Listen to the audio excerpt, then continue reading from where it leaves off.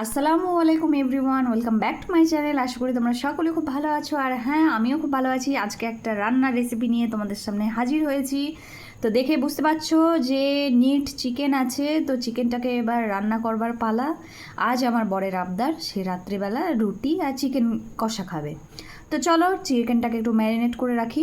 প্রথমে এই যে আদা বাটা, রসুন বাটা আর খানিকটা এই যে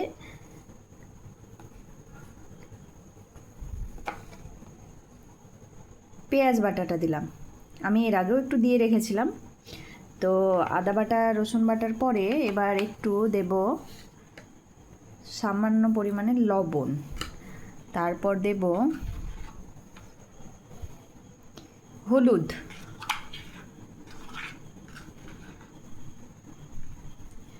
আর দেব একটু লঙ্কার গুঁড়ো। দুই রকমের লঙ্কা এখানে আমি ইউজ করছি, কাশ্মীরি রেড মির্চি আর একটা এমনি হচ্ছে লাল মির্চি।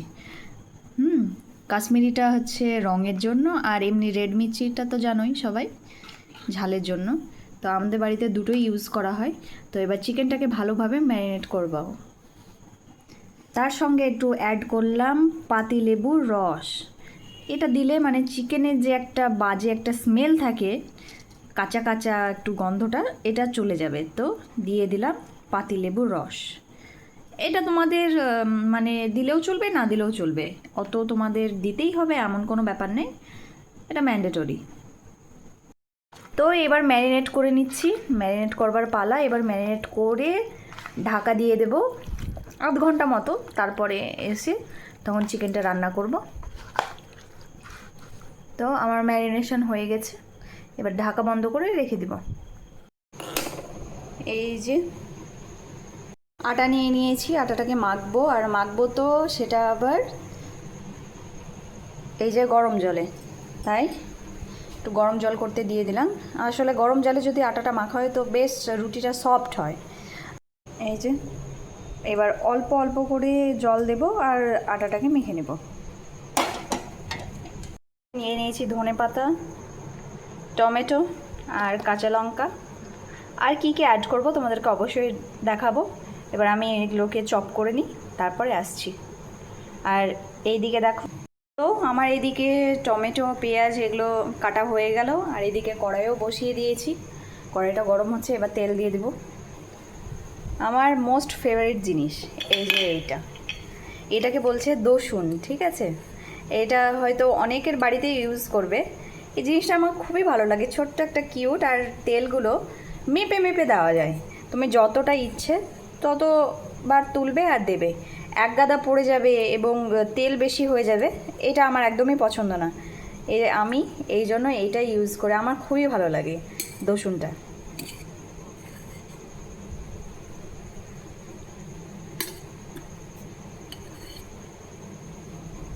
ব্যাস, আমি 5 টেবিল স্পুন নিয়ে নিলাম অয়েল।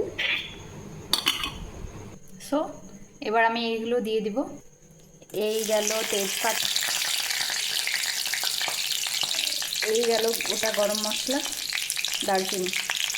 আমি মুখটা ফাটিয়ে দিই না, কারণ আমার উনি একদমই পছন্দ করেনি না, সেই জন্য এটাকে আমি কোনো রকমের কোনো কিছু না করলাম, এমনি দিয়ে দিলাম। এবারে দিয়ে দেবো পেঁয়াজ।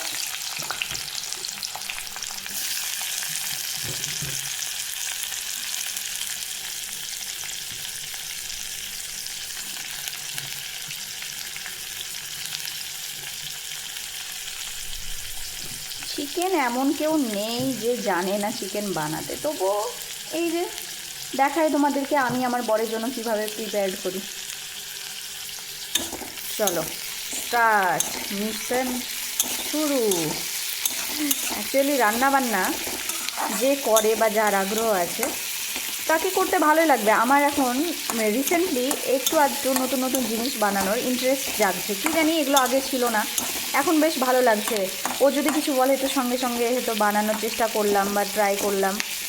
মানে এখন ভালো লাগছে রান্নার ব্যাপারটা, আগে আমি মানে ধারের কাছে আসতাম না। যাই হোক, একটু একটু করে না শিখলে তো হবেও না, বলো? দিনকে দিন যা যাচ্ছে তত মানুষ মানে কেনা খাবারের ওপরে অ্যাডিক্টেড হয়ে যাচ্ছে বেশি। আমি এটা একদমই পছন্দ করি না। একটু খাটনি হোক কিন্তু বাড়িতে বানানোটাই বেটার। তো যেহেতু সমস্ত কিছু ইনগ্রিডিয়েন্টস আছে, তো বাড়িতে না বানানোর কিছুই নেই। আমি এই পেঁয়াজটা একটু লাল হওয়া পর্যন্ত একটু নাড়বো, নাড়ার পরে তারপর চিকেন দেব। তোমাদের একটা কথা বলতেই ভুলে গেছি, রিসেন্টলি আমার বর জিমে যাচ্ছে আর সেখান থেকে ডায়েট শুরু করেছে। আজ ডায়েটের ডে নাম্বার 1। তার কারণ আজ আমার রুটি বানানোর কারণটাই হচ্ছে ওর খাওয়া। ও কখনোই খায় না। আজ আমার 4 বছর হলো বিয়ের, আমি এসে থেকে ও মুড়ি খায়। আজ প্রথম বলছে যে আমি রুটি খাবো, কারণ ওকে ডায়েটিশিয়ান দিয়েছে যে সমস্ত কিছু রুটিন করে রাত্রেবেলায় 2টো রুটি চিকেন, ওই জন্য আজকে বানানো। ঠিক আছে, তোমাদের সামনেও শেয়ার করব ওর ডায়েটের মানে সমস্ত কিছু খাবারগুলো খুব শীঘ্রই তোমাদের সামনে নিয়ে আসবো। এই যে আমার পেঁয়াজটা একটু লাল লাল হয়ে গেছে, এবার আমি চিকেনটাকে ছেড়ে দেবো।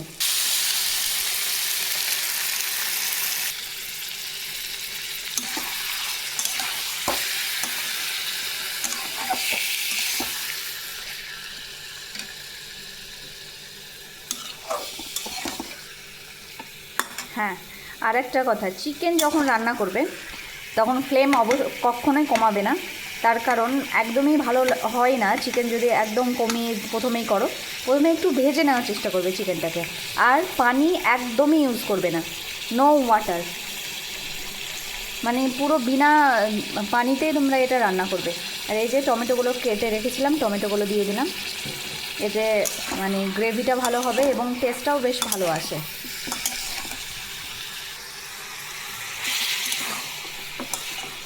তো আমার দেখতেই পাচ্ছ হাই ফ্লেম করা আছে, হাই ফ্লেমেই হচ্ছে।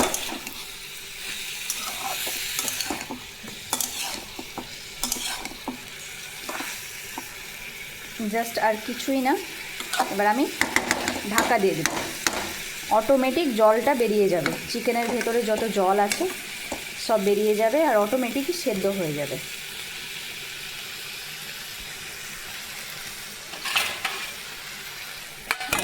এই আমি ঢাকা বসিয়ে দিলাম।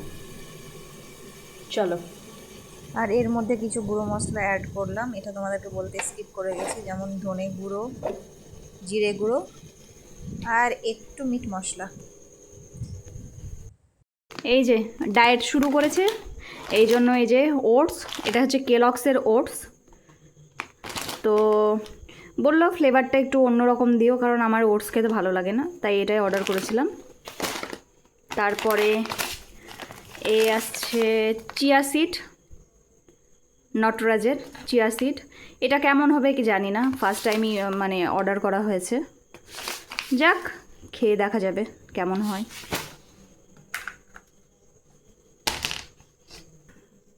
এই দেখো, কফি, গ্রিন টি, কোনো কিছু বাদ নেই, সমস্ত কিছু দিয়েছে। ওটসের বিস্কিট। যাই হোক, তোমাদের সামনে অবশ্যই শেয়ার করব ওর ডায়েটের রুটিনটা। আমাকেই তো দিতে হবে খাবারগুলো, অবশ্যই তোমাদেরকে শেয়ার করব। এবার চিকেনের পরিস্থিতিটা দেখা যাক। এই দেখো, জলটা পুরোপুরি বেরিয়ে গেছে এবং বেরিয়ে দেখো খানিকটা সেদ্ধও হয়ে গেছে। আমার এখানে কোনো মানে আর কোনো জল দেওয়ার কোনো প্রয়োজনই নাই, যেহেতু আমি একটু কষা কষাই রাখবো। আর ওপর দিয়ে একটু ধনেপাতা ছড়িয়ে দিব। এই যে ধনেপাতা দিলে একটু ফ্লেভারটাও আসে, দেখতেও ভালো লাগে। কিন্তু আমাদের প্রায় সব জিনিসে এখনও ধনেপাতা ইউজ হয়। অনেক জায়গাতে আছে যে না শীতের সময়তে ধনেপাতা, কিন্তু না, আমাদের বাড়িতে 12 মাসই ধনেপাতা পাওয়া যাবে। তো ঠিক আছে, আবার পরে আসছি। দেখেছো চিকেনটা কত সুন্দর হয়েছে, গ্রেভিটাও বেরিয়েছে আর কালারটা কত সুন্দর এসেছে, স্মেলটাও কিন্তু জাস্ট ফাটাফাটি এসেছিল। নিজে রান্না করছি বলেও কিন্তু বলছি না, সত্যি ভালো হয়েছিল। তো এদিকে নাই নাই করতে করতে 6টা রুটি বানানো হয়ে গেল। তো এবার ঢাকা দিয়ে রেখে দিই, রাত্রে ডিনার করবে। তো আজকের মতো ব্লগটা এতটাই। ভিডিওটা ভালো লাগলে অবশ্যই কমেন্ট করে দিও।